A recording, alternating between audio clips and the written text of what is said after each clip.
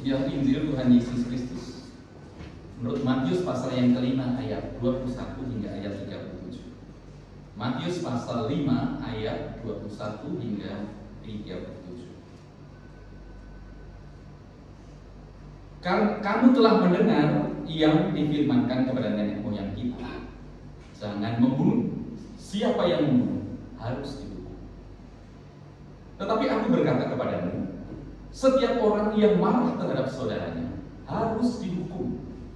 Siapa yang berkata kepada saudaranya kafir harus dihadapkan ke mahkamah agama.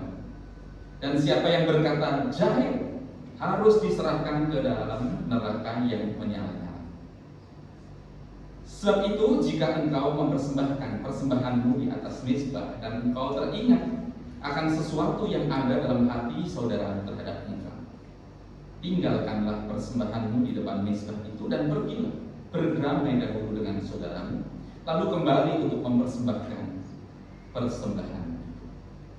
Segeralah berdamai dengan lawanmu selama engkau bersama-sama dengan dia di tengah jalan, supaya lawanmu itu jangan menyerahkan engkau kepada hakim, dan hakim itu menyerahkan engkau kepada pembantunya, dan engkau dilemparkan ke dalam penjara. Aku berkata kepadamu, sesungguhnya jika engkau tidak keluar dari sana sebelum engkau membayar hutangmu sampai lunas. Kamu telah mendengar firman, jangan berzina. Tetapi aku berkata kepadamu, setiap orang yang memandang perempuan serta menginginkannya sudah berzina dengan dia di dalam hati. Maka jika matamu yang kanan menyesatkan, engkau cungkilah dan buanglah itu, karena lebih baik bagi kamu jika satu dari anggota tubuhmu binasa daripada tubuhmu dengan utuh dicampakkan dalam neraka. Dan jika tanganmu yang kanan menyesatkan, engkau penggalah dan buanglah itu, karena lebih baik bagimu jika satu dari anggota tubuhmu binasa daripada tubuhmu dengan utuh masuk neraka. Telah difirmankan juga, siapa yang menceraikan istrinya harus memberi surat cerai kepadanya. Tetapi aku berkata kepadamu, setiap orang yang menceraikan istrinya kecuali karena zina, ia menjadikan istrinya berzina, dan siapa yang kawin dengan perempuan yang diceraikan, ia berbuat zina. Kami telah mendengar pula yang difirmankan kepada nenek moyang kita, jangan bersumpah palsu, melainkan peganglah sumpahmu di depan Tuhan. Tapi aku berkata kepadamu, janganlah sekali-kali bersumpah, baik demi langit karena langit adalah tahta Allah, maupun demi bumi karena bumi adalah tumpuan kakinya, ataupun demi Yerusalem karena Yerusalem adalah kota raja besar.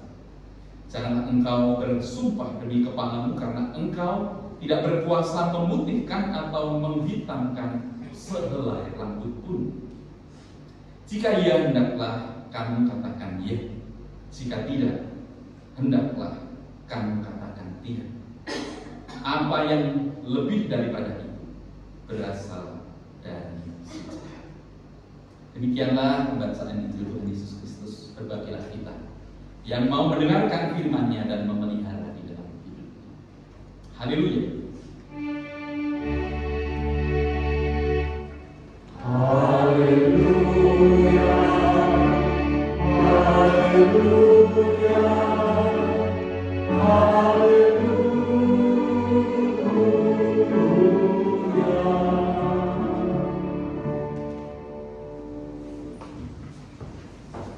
Selamat pagi Bapak Ibu, saudara-saudara.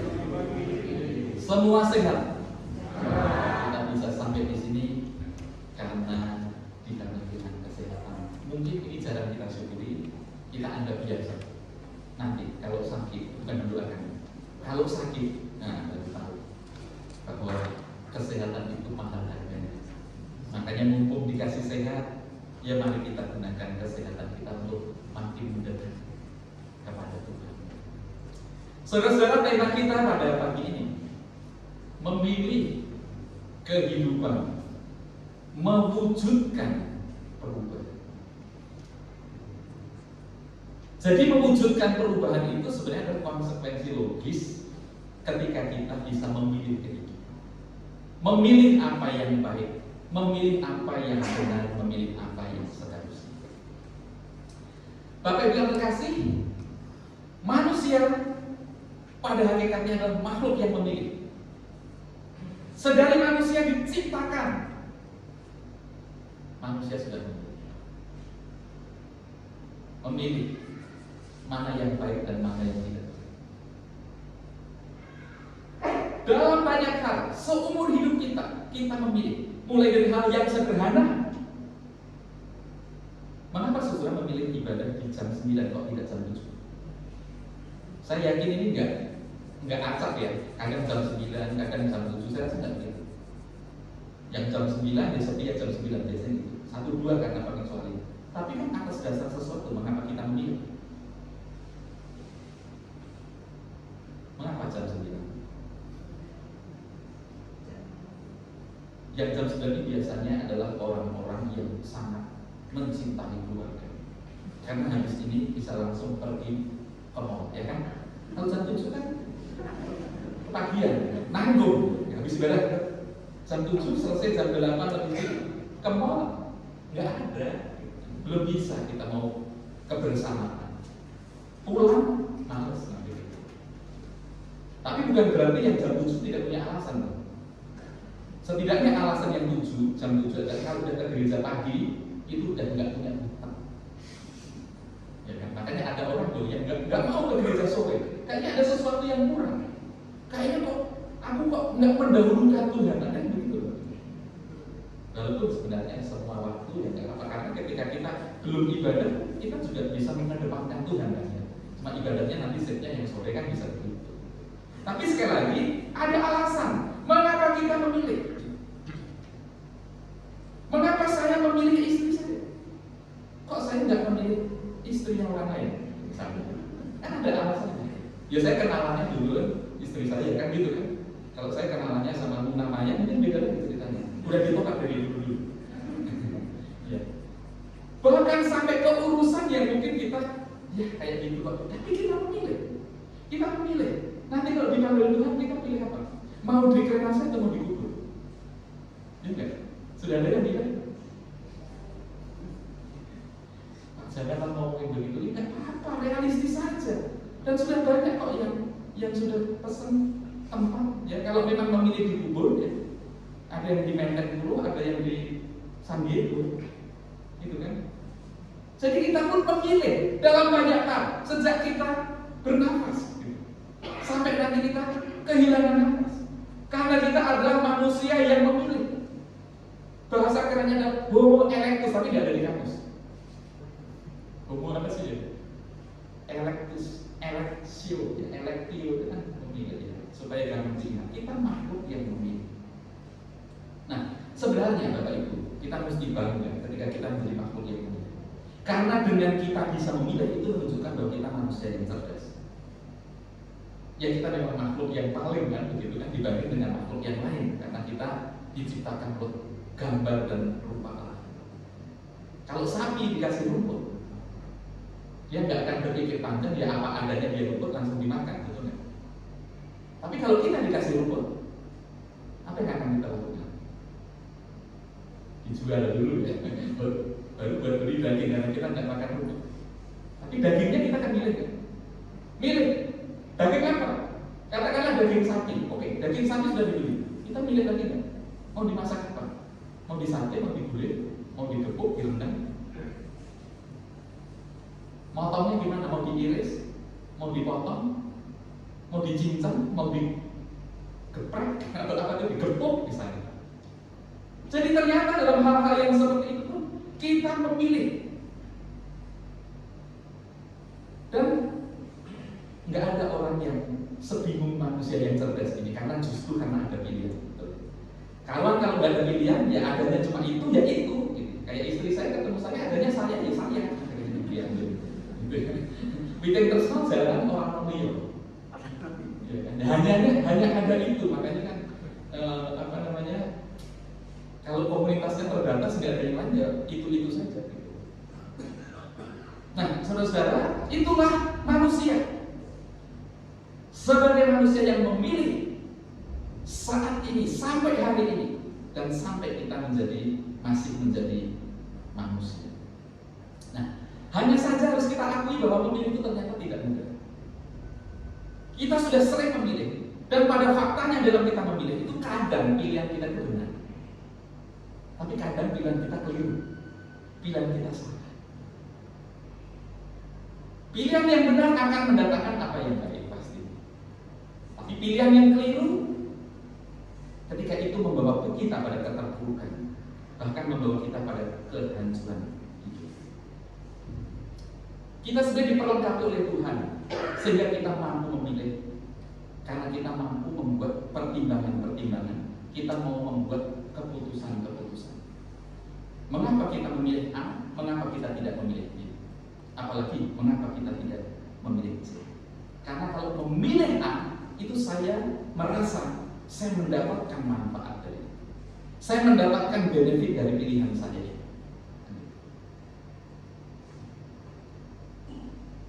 Mengapa saya memilih membeli barang ini? Karena garansi seumur hidup.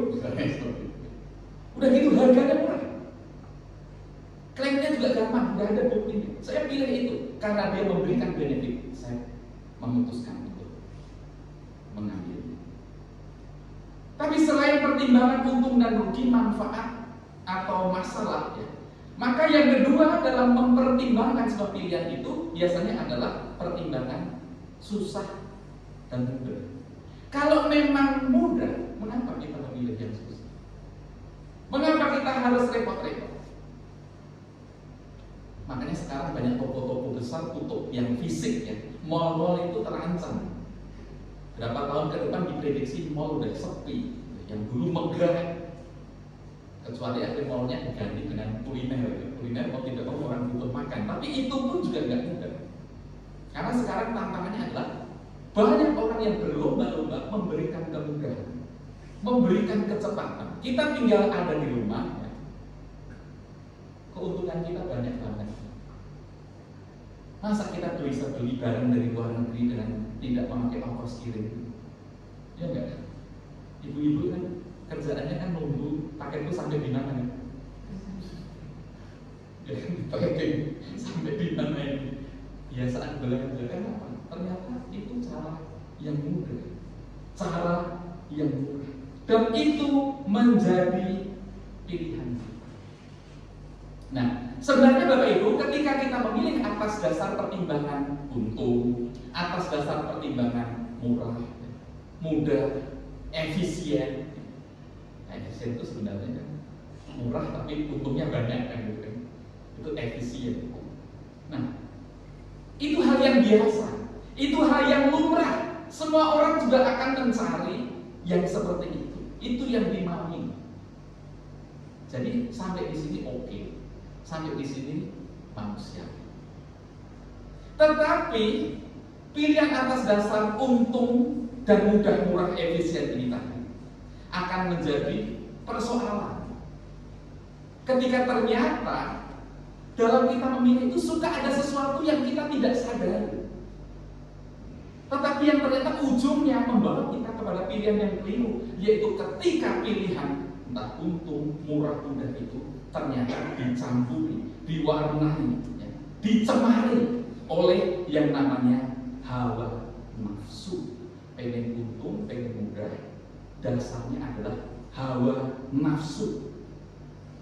Sebab pengalaman Bapak Ibu, kalau orang itu sudah dikuasai oleh hawa nafsu, itu otak udah nggak bisa diajak mikir. Pertimbangan-pertimbangan itu udah nol, zero.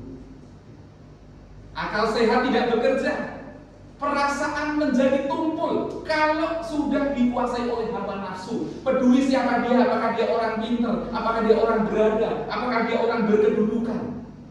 Malah pintar, berada, berkedudukan banyak yang penuh hawa nafsu. Mengapa ada alasan yang membunuh Bapak? Misalnya seperti itu. Pertimbangannya ya, satu, mungkin murah, cepat. Tapi dasarnya adalah hawa nafsu. Mengapa ada orang, mengapa ada perusahaan yang menggalang dana masyarakat, ya kan? Yang menjanjikan keuntungan besar bagi orang yang mau berinvestasi. Kita semua tahu ya, kalau mau untung besar dan resiko besar. Tapi ketika itu diwarnai dengan hawa nafsu, bisa nggak berpikir? Hawa nafsu dalam diri siapa? Dalam diri orang yang menipu, ya. karena dia juga pengen cepat kaya dengan cara yang gampang. Yang ditipu juga samanya, dia pengen cepat kaya dengan cara yang gampang. Para orang tua saya rasa perlu waspada, ini zaman berubah. Sekarang anak-anak masih remaja, masih pemuda, mungkin masih kuliah, itu udah bisa berhutang sampai puluhan bahkan ratusan juta, betul. Karena mereka udah tahu gimana lingkungan itu mengajari dia bahwa bukan sesuatu hal yang mustahil. Semudah kita ini, udah kalau saya kan tua ya, semudah kita ini, kita bisa berhasil, tuh buktinya kan gitu kan. Lalu akhirnya banyak anak-anak muda yang udah pintar berinvestasi, yang udah kenal. Saya tuh nggak kenal saham, sampai sekarang dia tahu saham, tapi bukan dunia, gitu. Bukan dunia saya, tapi tahu sih sekarang sahamnya lagi jeblok apa gitu. Tapi anak-anak muda, udah ngerti dan udah tahu itu peluang, wah diambil kesempatan itu, tapi duitnya nggak ada, gimana caranya? Pinjol, karena dia berpikir keuntungan yang akan didapat itu lebih besar, nggak tahu apa, jeblok. Lalu sekolahnya jadi kacau, lalu kuliahnya jadi kacau. Makanya saya wanti-wanti apa yang diajarkan oleh orang tua saya transfer ke anak-anak. Orang tua saya ngajari 3 hal. Ya. Walaupun tidak semuanya relevan ya. Jadi orang ya itu berusaha hindari 3 hal. Hindari orang baru, hindari dokter, sama hindari polisi. Maksudnya gini, jangan utang. Karena utang itu adalah kemiskinan yang paling miskin. Ini nggak terlalu relevan karena ada juga di kasus yang lain, makin kita hutang yang banyak, itu menunjukkan bahwa kita ini orang yang dipercaya. Kan gitu kan? Makin kartu kreditnya banyak, berarti kita ini dipercaya. Tapi case umumnya bahwa hati-hati, jangan sampai utang. Makanya saya suka wanti-wanti sama anak saya. Kadang-kadang sebagai orang tua itu kayak pengen tegas ya Bapak Ibu. Segini gitu. Tapi dalam hati kadang-kadang itu cukup enggak ya? Kayaknya aku seusia dia itu udah kenal pacaran deh. Dan kalau udah pacaran biasanya gengsinya main gitu ya. Masa beli es teh terus gitu. Masa beli mie ayam berubah gitu terus kan gitu kan? Nah kadang-kadang kita makanya jadi orang tua suka tarik ulur ya Bapak Ibu ya. Gitu. Kadang tegas, kadang-kadang murah hati. Kadang-kadang saya bilang, atur uangmu. Minggu, hari-hari pertama itu harus ketat. Nah, nanti kalau sudah malam minggu, sisanya itu buat pacaran. Kan gitu kan mestinya kan. Kalau kurang, ya harus sekali-sekali itu kita kasih kejutan, ya kan? Tiba-tiba kita kasih, gitu kan? Wah, seneng banget. Karena apa? Kita tuh kadang nggak tahu kebutuhan anak-anak apa yang menjadi mimpi mereka. Tapi akan sangat bahaya kalau nggak terkendali karena godaan tadi. Lalu akhirnya apa? Berhutang, terjerat pinjol, aduh pusing orang terjerat pinjol.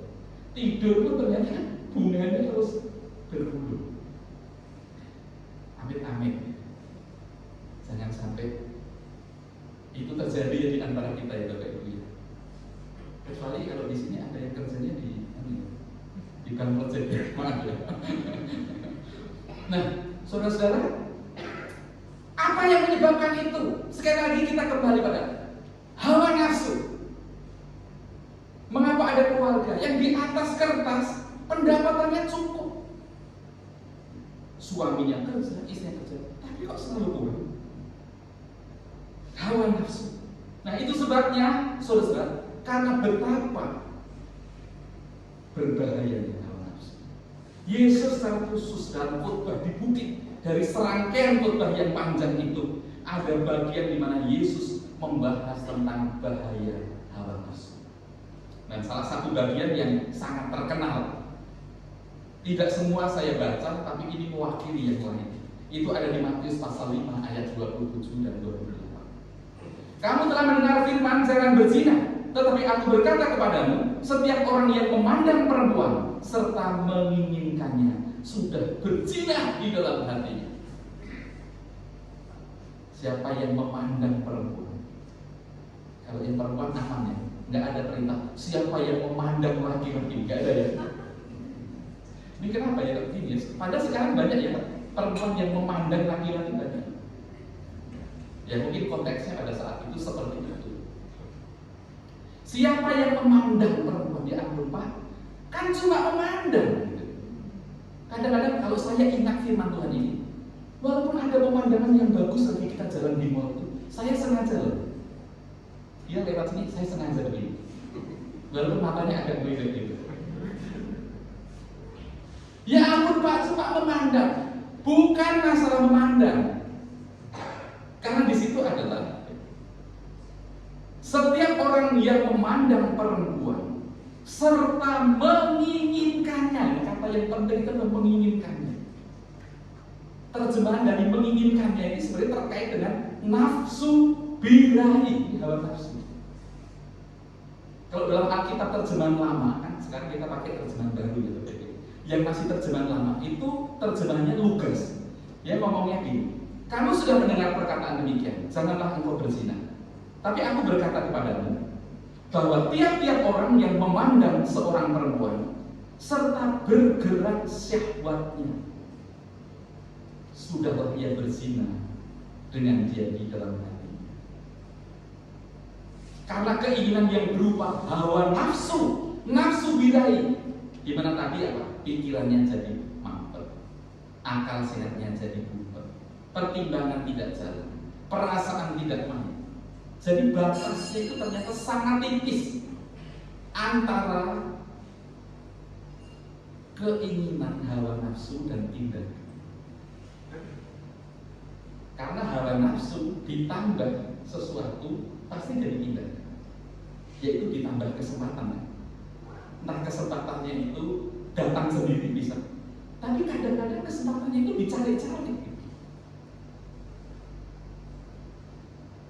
Jadi batasnya sangat tipis. Itulah sebabnya untuk urusan hawa nafsu Yesus sudah mengingatkan. Bahkan Yesus sudah mencegah sedari awal, sejak dari dalam hati dan dalam pikiran manusia. Ketika itu masih berupa benih-benih keinginan. Kalau begitu saudara, supaya kita tidak mengalami pilihan yang salah karena hawa nafsu,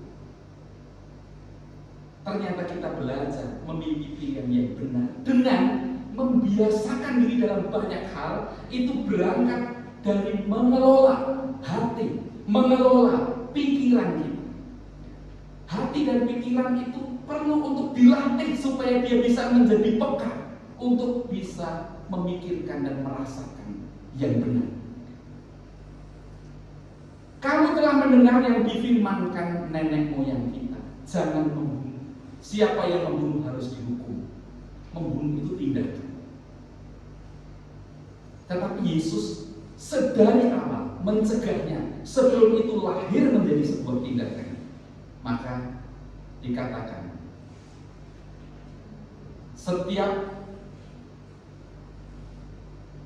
jangan membunuh. Siapa yang membunuh harus dihukum. Tetapi Yesus mengatakan setiap orang yang marah terhadap saudaranya harus dihukum. Karena marah itu sebenarnya batasnya juga tipis dengan membunuh. Kan banyak itu begitu. Marah itu adalah bahan bakar dari pembunuhan. Kalau kita tidak bisa mengendalikan, kalau udah sampai dibunuh, ada kesempatan, pasti dibunuh. Baru nanti disesali kalau itu sudah terjadi. Tapi sudah terjadi. Setiap orang yang berkata kepada saudaranya, kafir, sudah mirip belum? Kafir, harus dihadapkan ke mahkamah agama. Karena kalau orang sudah mengkafir-kafirkan orang, itu sudah penghinaan yang paling tinggi, merendahkan orang. Kalau dibilang jelek, nggak ada masalah ya. Jelek itu relatif sih. Ganteng itu juga relatif, tapi itu juga relatif. Banyak itu bule-bule cakep, dapatnya, kok bisa ya? Gitu kan? Relatif, gitu.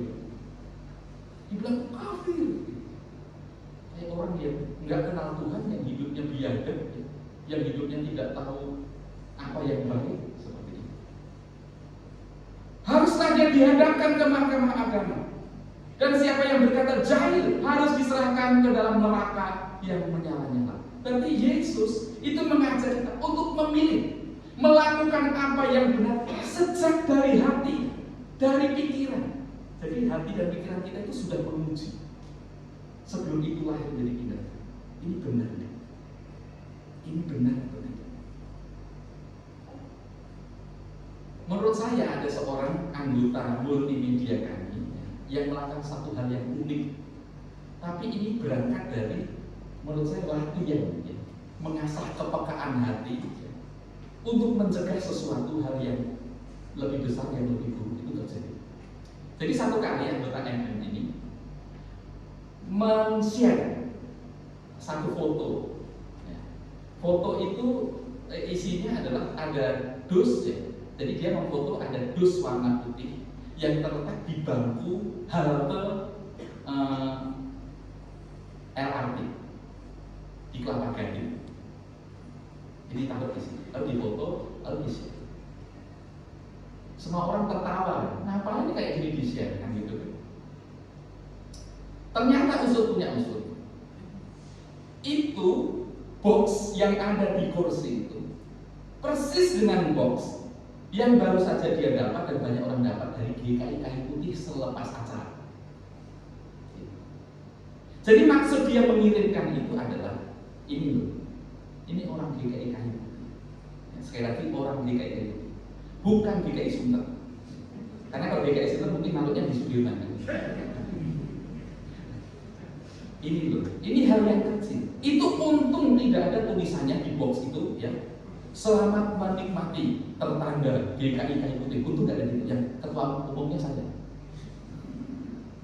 Dia bilang begitu ya. Maksudnya untung bukan GKI Kayu Putih. Kalau sampai ada tulisan kayak gitu, kan malu gitu.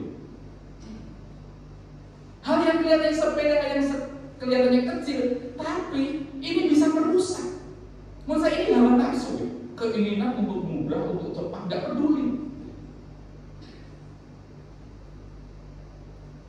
Nah, jadi saudara-saudara, jika kita mulai dari hati, dari pikiran itu sudah baik, maka niscaya munculnya nanti menjadi satu tindakan, itu juga akan menjadi tindakan yang baik. Kalau dari hati itu sudah buruk, maka nantinya juga akan muncul menjadi tindakan yang buruk. Bisa kita uji. Ada seorang guru mendapatkan laporan dari anak didiknya, dari muridnya, memberitahu bahwa Bu Guru itu itu suka ngambilin alat tulis itu. Punya teman-teman kalau pas lagi istirahat. Oh ya, ini apa Guru? Penasaran kan? Dan betul pas saat istirahat, Bu Guru ini coba ngintip dari balik jendela lihat. Nah, suasananya masih sepi, masih belum ada apa-apa. Tapi sambil dia melihat, itu dia berpikir, mana yang kok nggak muncul-muncul? Loh, sebenarnya dia itu yang diharapkan apa sih? Kok nyari-nyari, mana nih kok nggak muncul-muncul? Kan dia pengen muncul kan malingnya, bener nggak? Nah, ketika ternyata betul muncul, baru punya, bener nih muncul nih, seneng nih, ekspresinya. Dan ketika anak itu mulai mengendam-endam dari kayak mau ngambil, lalu dalam hati itu begini, ngambil, bener nih, ngambil nih. Kok malah? Harusnya, apakah itu pilihannya? Gitu. Kenapa dia pilihannya bukan begini? Tuhan, tolong ini anakku, ya, anak didikku, jangan sampai ngambil Tuhan. Tolong Tuhan, tolong. Harusnya gitu kan? Kok enggak ngambil? Nyolong, bener nih. Setelah berkata, bener kan ngambil kan? Gimana sih sebenarnya? Itu kan selain mulai dari apa yang kita rasakan, apa yang kita pikirkan. Mengapa kita tidak mulai dari Tuhan tolong supaya anakku begini, supaya muridku ini begini. Jangan sampai ngambil. Pas mau ngambil, halo dek, lagi ngapain? Kan harusnya gitu kan? Nggak usah harus diteguhkan dengan terbukti mengambil. Wah, gitu kan, lalu panggil orang tuanya, pendeta Nathan. Kan malu. Kan gitu kan? Enggak, ini bukan pendeta Nathan. Ini rendah hati aja. Pas Tapi pernah juga saya dipanggil. Gitu ya. Kenapa pilihannya seperti itu? Saya beberapa waktu ini agak menjadikan hal yang sederhana itu sebagai sebuah diskusi. Kalau saya ketemu dengan orang yang kelihatannya gimana gitu, yang agak kurang beruntung, saya sama istri saya itu suka diskusi. Karena kita sering ngomong, kesian ya, kesian dan kita nggak ngapa-ngapain. Kesian. Kenapa harus kesian? Bukan kita bahagia dengan itu ya. Kenapa kita tidak menggunakan kalimat yang berbeda, pikiran dan hal yang berbeda? Bukan. Dia kelihatannya kurang beruntung. Tolong ya Tuhan. Semoga dia mendapatkan jalan rezeki. Kan bisa begitu. Satu kali saya agak berdebat lumayan seru gitu dengan istri saya. Karena apa? Karena anak saya akhir-akhir ini dia lagi kaya dia. Habis Imlek kemarin dia rada kaya. Karena ngamen kelilingan dia dapat banyak. Gitu. Walaupun kita juga bilang banyak ya. Kita orang tua kan ngasih juga yang lain. Nah, dia dapat banyak. Lalu, anak saya kan kuliah di Bali, satu di Bandung. Kita suka, nggak tahu pengalaman kita sama dengan anak, suka nggak kita nyari anak itu susah. Alasan sibuk lah apa dan sebagainya, kadang nggak diangkat. Tapi kalau anak nyari kita langsung angkat ya, benar nggak? Tapi kalau kita telepon anak, telepon sekarang ngangkatnya baru besok. Nah, kalau sudah mulai susah dihubungi, gitu ya, kadang-kadang kita itu khawatir. Dia bisa menggunakan duit enggak ya? Nah, gitu kan? Pasti habis lagi. Pasti habis lagi. Nah, karena dalam beberapa pengalaman kalau punya duit itu habis gitu. Ya, karena pengalaman itu lalu kita menjadikan itu sebagai sesuatu yang termemori dan ingin menemukan itu. Habis lagi. Pasti. Taruhan deh. Habis lagi. Kan gitu kan? Kenapa kita pilihannya itu? Kenapa kita tidak memilih hal yang lain? Memulai dari sesuatu yang baik. Saya seringkali WA anak saya. Ingat, 3 hal. 3 hal ini yang sering saya katakan. Mandiri, hidup benar, saya hidup. Kamu harus belajar mandiri. Kalau mandiri berarti kan harus mampu bertumbuh di kaki sendiri. Kalau punya rezeki jangan koyak-koyak di kampung. Kan gitu kan? Ingat. Nah, pilihan-pilihan itu ternyata tidak gampang. Kita lebih suka memilih hati dan pikiran kita itu memulai dari sesuatu hal yang mungkin itu juga bisa terjadi dalam pelayanan. Dan pelayanan kadang-kadang juga bisa seperti itu. Kenapa kita bukan mengharapkan yang baik, mendoakan yang baik? Kalau itu sudah mulai dalam diri hati kita, pikiran kita, saya yakin tindakan yang muncul itu juga akan jadi tindakan yang baik. Tapi kalau kita sudah memulai dengan hal yang buruk, mengharapkan yang buruk dalam diri orang lain, walaupun itu teman-teman pelayanan kita, percayalah bahwa kehidupan itu akan menjadi makin buruk. Kalau tema kita tadi mengatakan memilih kehidupan membawa perubahan, perubahan itu ada konsekuensi. Konsekuensi logis yang akan terjadi kalau kita memilih. Dan firman Tuhan pada saat ini mengajak kita, mari belajar memikirkan atau mulai dari memikirkan, meniamkan, mengharapkan apa yang baik, mengatakan dan menyampaikan apa yang baik. Maka coba akan kita lihat, apakah itu akan membawa perubahan yang baik. Saya yakin dan percaya sesuai dengan firman. Semoga Bapak Ibu juga demikian. Kiranya Tuhan